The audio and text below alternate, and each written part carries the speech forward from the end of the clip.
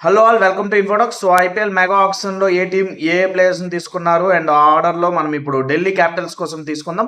And actual గా Delhi Capitals and Lucknow super Giants ఇంచుమించు ఒకే type of auction ని ప్లే చేశారు అనిపించింది. బట్ స్టిల్ ఢిల్లీ క్యాపిటల్స్ కొంచెం మంచి ఆక్షన్ వాళ్ళకి అనుకోకుండా వచ్చిందా లేదంటే ఎందుకంటే వాళ్ళు యాక్చువల్ గా శ్రేయస్ అయ్యర్ కోసం చాలా గట్టిగా వెళ్ళారు. బట్ లాస్ట్ మూమెంట్ లో ఇంకా లక్నో దగ్గర చాలా మనీ ఉంది, సో వీళ్ళు వెళ్తారు గట్టిగా అని అనిపించి వదిలేశారు శ్రేయస్ అయ్యర్ కోసం. సో బట్ ఇంకా శ్రేయస్ అయ్యర్‌ని వదిలేసాక వాళ్ళు కొన్ని బిట్స్ అయితే పెంచారు. బట్ వాళ్ళకి మంచి ప్లేయర్స్ చాలా మంచి ప్రైజెస్‌లో వచ్చేసారని నా వరకు అనిపించింది. దానికి బెస్ట్ ఎగ్జాంపుల్ ఏంటంటే ఫర్ ఎగ్జాంపుల్ మార్కిస్ అట్‌వన్‌లో మిచెల్ స్టార్క్ వచ్చాడు. యాక్చువల్‌గా last time Mitchell Starc highest prize ఇప్పుడు మన శ్రేయస్ అయ్యర్ అండ్ రిషబ్ పంత్ బ్రేక్ చేయనంత వరకు హైయెస్ట్ మిచెల్ స్టార్కే కోల్కతాలో ఉండేవాడు. కోల్కతా రిటైన్ చేసుకోలేదు. అండ్ కోల్కతా ఎందుకో మిచెల్ స్టార్క్ కోసం పెద్దగా వెళ్ళలే కూడా. బట్ ఢిల్లీ 11.25 క్రోర్స్ కి మిచెల్ స్టార్క్ ని తీసుకోవడం అనేది ఇది కొంచెం మంచిగా వాళ్ళకి కలిసి వచ్చిన అంశమే. 11.75 క్రోర్స్ కి మిచెల్ స్టార్క్ వచ్చాడు. ఎక్స్పీరియన్స్ చాలా యూజ్ అవుద్ది ఢిల్లీకి. అండ్ కోట్ల స్టేడియం కూడా కొన్నిసార్లు బౌలింగ్ కి అనుకూలిస్తూ ఉంటది. సో మిచెల్ స్టార్క్ వాళ్ళకి మంచి ప్రైస్ కి వచ్చాడు. అండ్ కేఎల్ రాహుల్ ఆల్మోస్ట్ ఆర్సీబీకి వెళ్తాడని అనుకున్నాం, లేదు అంటే చెన్నైకి కూడా వెళ్ళొచ్చు అనుకున్నాం. వీళ్ళు ఇద్దరు కూడా కేఎల్ రాహుల్ కోసం బిడ్ వేశారు. బట్ కేఎల్ రాహుల్ అంత డెస్పరేటివ్ గా మాకు కావాలని మాత్రం అనుకోలేదు. అండ్ కేఎల్ రాహుల్ కోసం ఢిల్లీ వెళ్ళింది, అక్కడ కూడా 14 క్రోర్స్ కి కేఎల్ రాహుల్ రీజనబుల్ ప్రైసే అది. ఎందుకంటే కేఎల్ రాహుల్ ఇంకొంచెం ఒక 4 to 5 క్రోర్స్ వరకు వెళ్ళిపోయే ఛాన్స్ ఉండేది.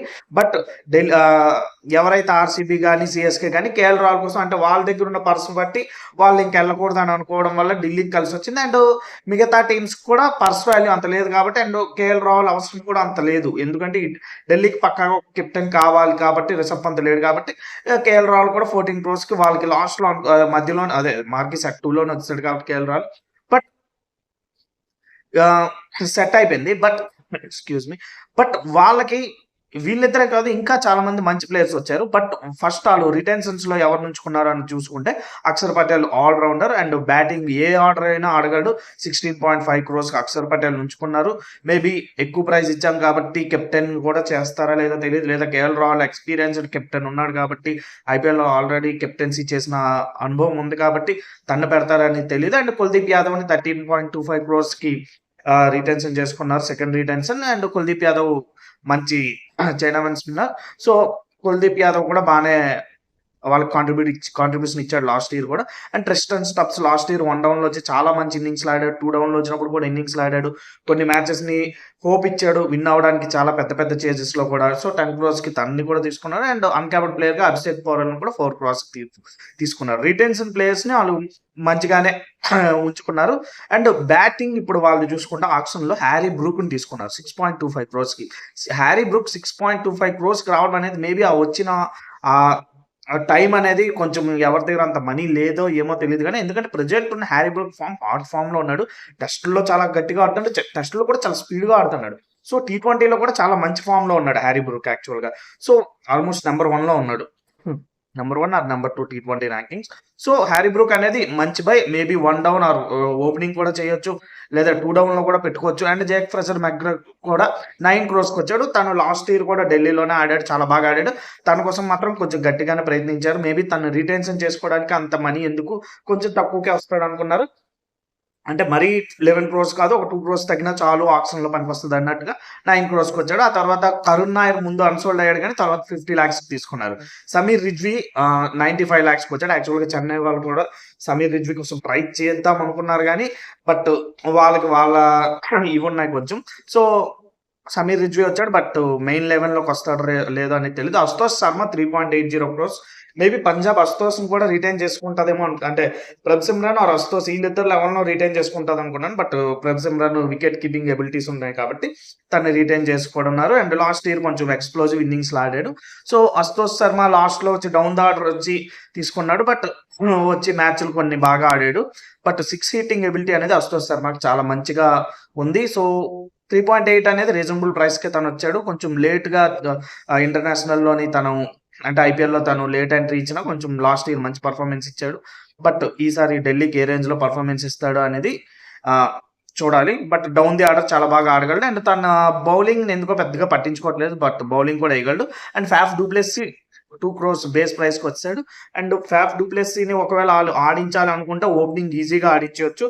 బట్ డూప్లెస్సీ అండ్ కేఎల్ రాహుల్ ఇద్దరు ఓపెన్ చేస్తారా? లేదు అంటే ఇంకెవరినైనా లాస్ట్ ఇయర్ వాళ్ళకున్న దీన్నే చూసుకుంటారా అనేది తెలీదు. కేఎల్ రాహుల్ ఏమైనా ఇండియన్ టీమ్‌కి ఆడాలనుకుంటానని నేను ఫిఫ్త్‌లో ఆడతాను అని అనుకుంటే మేబీ మేనేజ్మెంట్ ఏమంటారో తెలీదు. ఇది ఫ్రాంచైజ్ క్రికెట్ కాబట్టి ఫైనల్ డెసిషన్ మేనేజ్మెంట్ చేతిలో కూడా ఉంటది. అండ్ ఫెరైరా వికెట్ కీపర్‌ని కూడా తీసుకున్నారు. 75 లాక్స్ మేబీ బ్యాకప్‌లోనే ఉంటాడు. మెయిన్ 11లోకి అనేది కష్టం. ఆల్ రౌండర్స్ చూసుకుంటే మనకి అజయ్ మండల్ ఉన్నాడు, మన్వంత్ కుమార్ ఉన్నారు, మాధవ్ తివారీ ఉన్నాడు, విప్రజ్ నిగమ్ ఉన్నాడు. వీళ్ళందరూ కూడా బ్యాకప్సే. ఆల్మోస్ట్ మెయిన్ 11లోకి రావాలి అనేది కొంచెం ఆహ్, టఫే. బట్ ఒకరికో ఇద్దరికో వచ్చే అవకాశం ఉంది. అండ్ స్పిన్నర్స్ త్రిపురన విజయ్ ఉన్నాడు. విజయ్ కోసం చాలా గట్టిగా నేను విన్నాను. కొన్ని ఈ స్పోర్ట్స్ అనలిస్టుల సర్కిల్స్‌లో ఈ సర్కిల్‌లో విన్నాను నేను. మంచిగా స్పిన్ చేస్తాడు అని కొంచెం హైగా రేట్ చేశారు విజయ్‌ని.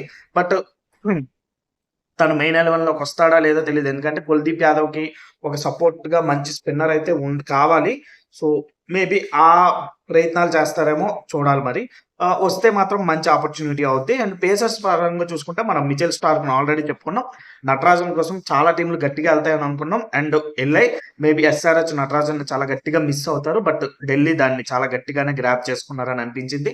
నటరాజన్ 10.75 క్రోర్స్‌కి మిచెల్ స్టార్క్‌తో పక్కాగా చాలా లీథల్ అవుతది. ఎందుకంటే నటరాజన్ యార్కర్స్ గట్టిగా ఏస్తాడు. డెప్త్‌లో చాలా బాగా ఏస్తాడు.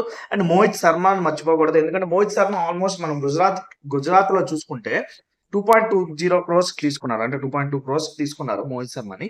బట్ గుజరాత్‌లో మోహిత్ శర్మ వచ్చినప్పుడల్లా సెకండ్ ఫేజ్ మాక్సిమం 10 అవర్స్ తర్వాత తను ఇంట్రొడ్యూస్ అయ్యేవాడు. ఆల్మోస్ట్ 3-4 అవర్స్ గట్టిగా అంటే 10 అవర్స్‌లో 4 అవర్స్ ఆ టైంలో వచ్చి చాలా కట్టుదిట్టంగా బౌలింగ్ ఏసేవాడు. సో మోహిత్ శర్మ, ఢిల్లీ ఇప్పుడు వీళ్ళు ముగ్గురిని ఆడిస్తే మాత్రం కొంచెం ఆపోజిట్ టీమ్స్‌కి ఇబ్బందికరమైన విషయమే. ఎందుకంటే మోహిత్ శర్మ అదే ఫార్మ్ కొనసాగిస్తే మాత్రం కొంచెం టఫే. అండ్ ముఖేష్ కుమార్‌ని 8 క్రోర్స్‌కి తీసుకున్నారు. ముఖేష్ కుమార్‌ని కూడా వాళ్ళు ఇగ్నోర్ చేస్తారా మెయిన్ 11లో లేకుండా అనేది నాకైతే చెయ్యరని అనిపిస్తుంది. సో ఎవరిని వాళ్ళు పేసర్‌గా మేబీ మోహిత్ శర్మని వాళ్ళు ఎప్పుడు ఇంపాక్ట్‌గా వాడతారేమో అని అనుకుంటున్నాను. And Darshan Nalkande and Dushmantha Chameera Sri Lankan bowler కొంచెం మంచిగానే పేస్ రాబట్టగలడు. శ్రీలంక పేసర్స్ కొంచెం ఆళ్ళు క్రియేటివ్‌గా ఏస్తారు బౌలింగు. సో మేబీ మెయిన్ 11లో ఉంటాడో ఉండడో తెలీదు. ఏదైనా ఎవరికైనా ఇంజ్యూర్ అయితే బ్యాకప్‌గా ఉంటాడు అని అనుకోని తీసుకొని ఉండొచ్చు. సో ఇది ఢిల్లీ టీమ్ అయితే చాలా బావుంది. బట్ వాళ్ళకి మేజర్‌గా ఢిల్లీ టీము రిషబ్ పంత్ ఉన్నంత వరకు ఒక పెద్ద మనం ఏంటంటే దానికి ఒక చిన్న బ్రాండ్ బానే తీసుకొచ్చాడు. శ్రేయస్ అయ్యర్ గాని, రిషబ్ పంత్ గాని బ్రాండ్ దాన్ని ఢిల్లీకి ఒక బ్రాండ్ అయితే ఇచ్చారు. బట్ ఇప్పుడు వాళ్ళిద్దరు లేరు. సో మళ్ళీ ఇప్పుడు వాళ్ళు కొత్త ప్లేయర్‌ని బ్రాండ్‌గా సెట్ చేసుకోవాలి. బట్ ఢిల్లీకి ఇప్పటి వరకు ఎప్పుడు అది జరగలేదు. కరెక్ట్‌గా రిషబ్ పంత్ వచ్చాక జరిగింది. మళ్ళీ రిషబ్ పంత్ వెళ్ళిపోయాడు. ఇప్పుడు లక్నో వదులుతాదో లేదో తెలీదు. అండ్ లక్నో కూడా ఎలా ట్రీట్ చేస్తది అనేది మనం లక్నో కోసం మాట్లాడుతున్నప్పుడు డిస్కస్ చేద్దాం. సో కేఎల్ రాహుల్‌ని వాళ్ళు బ్రాండ్‌గా చేస్తారా? అక్షర్ పటేల్‌ని చేస్తారా? ఎవరిని చేస్తారని తెలీదు ఇంకా. చూద్దాం. మీకేమనిపిస్తుందో కామెంట్ చేయండి. Thank you.